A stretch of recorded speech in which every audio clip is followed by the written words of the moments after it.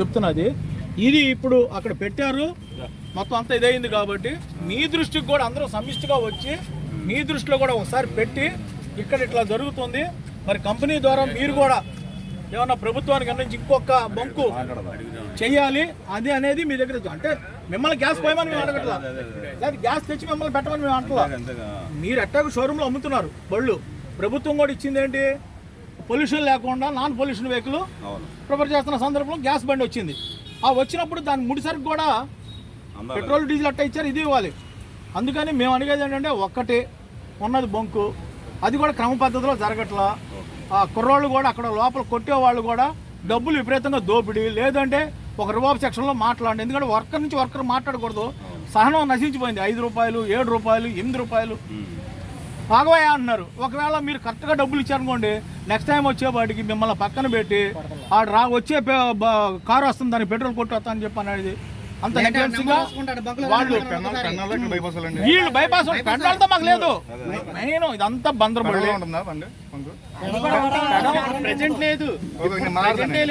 మాకు కంపల్సరీగా ఇది ఏజెన్సీ మార్చి 24/7 చేస్తారా, లేదు ఇంకొక ఏజెన్సీకి ఏమన్నా ఒక రోజు టైం ఉంది, ఒకసారి వెళ్ళి మాట్లాడి మీకు చెప్తాం క్లారిటీగా. మీ నెంబర్ తీసుకుంటాం, మేము మాట్లాడతాము. కరుమలానికి ఫోన్ చేసి చెప్తాను. ఒక రోజు టైం ఉండి నేను ఇప్పుడే మాట్లాడి ఇప్పుడే వెళ్తాం. ఇమీడియట్గా ఒక 1/2 అవర్లో వెళ్తాము. మా సార్ వాళ్ళతో ఇమీడియట్ చేస్తాము, మా జీఎం గారికి మా సీఓ గారికి ఇన్ఫార్మ్ చేస్తాము. మాట్లాడి మీకు ఏ విషయం క్లారిటీ చేస్తాం. మళ్ళీ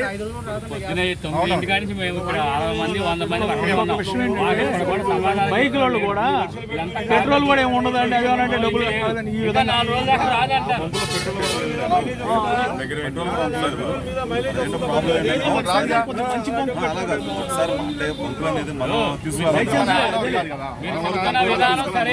ఎందుకంటే మనకి ఇక్కడ పొల్యూషన్ లేకుండా మీరు సరైన మార్గం చూస్తున్నారు కరెక్టే, కానీ అక్కడ బంకులు వస్తే ఇక్కడ బంకులు వస్తే నిజంగా వీళ్ళు కూడా ఆశపడి కోరేశారు. ఇప్పుడు ఏమైంది,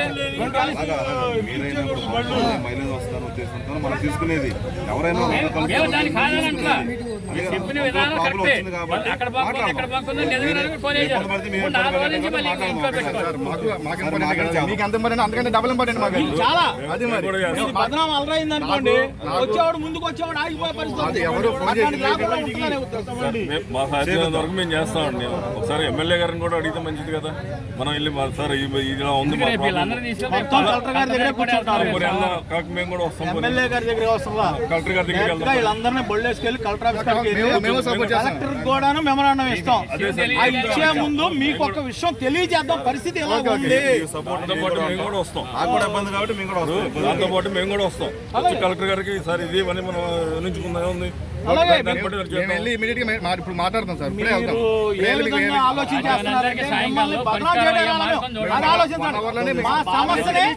మీ దృష్టికి చెప్పడానికి తీసుకొచ్చాం, అంతేగాని ఇంక వేరే ఇంకేం కాదు. మీరు కంగారు పడుతున్నారు. అదేం లేదు సార్. ఇప్పుడు వెళ్దాం అంటే ఇప్పుడు వెళ్దాం డైరెక్ట్ గా కలెక్టర్ గారి దగ్గరికి. సార్ వాళ్ళ మేనేజ్మెంట్ తో మాట్లాడతాం సార్. వాళ్ళ మేనేజ్మెంట్ తో మాట్లాడి తెలుసుకుంది ఏంటంటే, మీరు ఏదైతే మనకి గ్యాస్ ఇక్కడ సరఫరా చేసి ఇక్కడ మనకి డిస్ట్రిబ్యూట్ చేస్తున్న మేనేజ్మెంట్తో కంపెనీగా మీరు మాట్లాడతారని ఫస్ట్ మీ దృష్టి తీసుకొద్దామని సమిష్టిగా మీరు రావడం జరిగింది. అందరూ రాలేదు, ఏదో కొద్దిగా ఉన్నవాళ్ళే వచ్చారు. అదొకటి. రెండోది, మేము ఎల్లుండి స్పందనలో కూడా ఈ సమస్య ప్రభుత్వం దృష్టికి తీసుకెళ్ళడానికి ఇంకొక ఏజెన్సీ ఇక్కడ ఏర్పాటు చేపించే విధంగా కలెక్టర్ గారి ప్రయత్నం చేయాలని ఆయన కూడా ఒక రిప్రజెంటేషన్ ఇవ్వాలనుకున్నారు. ప్రైవేట్ కన్స్ట్రక్షన్ జరుగుతున్నారు, మనకి తెలియదు. ఈ బంక్ మేము ఒకసారి మాట్లాడతాం, మేనేజ్మెంట్ తో మాట్లాడి దాని అదే డేట్ మేము మాట్లాడతాం ఒకసారి. వెళ్తాం కంపల్సరీ. ఓకేనా, మాట్లాడి మీకు ఫోన్ చేస్తాం.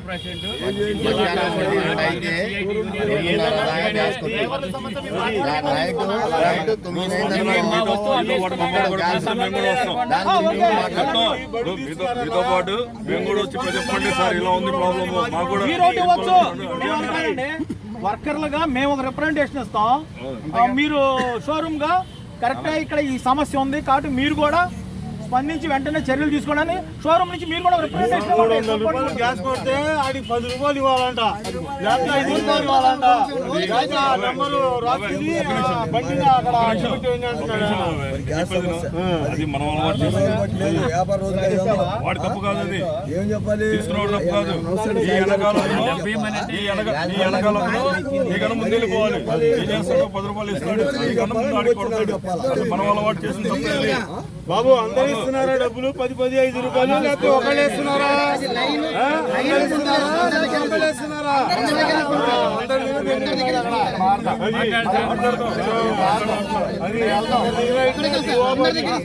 నాకు లాగాలి. 24 గంటలు ఉండాలి బంకు. 92 రూపాయలు అయింది.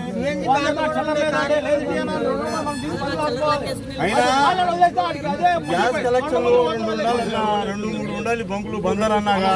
ఏంటి ఎంతసేపు పెట్రోల్ తో నడుపుకుంటాం బళ్ళు? ఆ బంకిది 20 వస్తుంది మైలేజీ. ఆ బంకిది 2 సార్లు జెడ్పీ సెంటర్ కోచింగ్ సెంటర్ 2 ట్రిప్లు వేస్తే అయిపోద్ది 100 రూపాయలు ఆయిల్.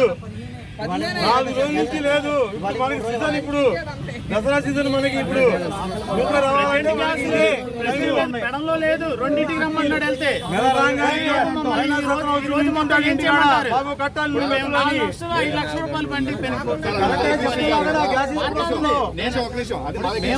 మేము పడుతున్న బాధని మేము తెలియజేస్తున్నాం. మేము తెలుసుకొని మీ బాధ్యత కింద తీసుకుంటే మేము డీజిల్ బండి ఇచ్చేయండి, గ్యాస్ బండి తీసేసుకుని డీజిల్ పెట్టుకుంటాం హాయిగా. అదే పని.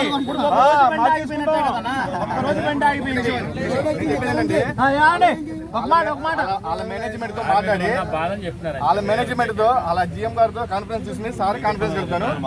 మీ ఇష్యూ నేను మాట్లాడతాను. నేను మాట్లాడి ఫోన్ చేస్తాను. ఏదన్నా చేయండి. మరి రారుగా ఆటో డ్రైవర్లందరినీ దృష్టిలో పెట్టుకొని కంపల్సరీ ఇబ్బంది పడకుండా మాట్లాడే బాధ్యత మీ మాట్లాడతారని మీ దగ్గరకు వచ్చాం. Okay, okay.